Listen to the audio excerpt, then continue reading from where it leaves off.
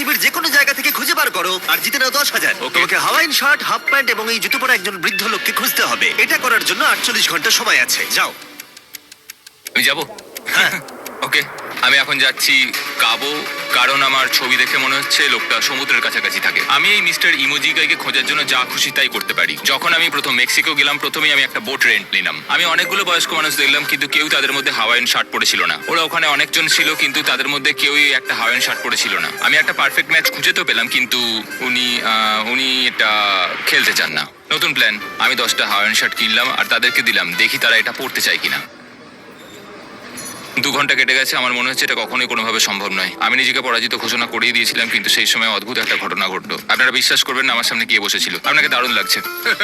আমি mister বিস্টকে call করছি। হেই, congratulation, তুমি এই মাত্র জিতে নিলে $10,000। কি মানে? আরে সত্যি? আমরা কি হেলিকপ্টারে যাবো?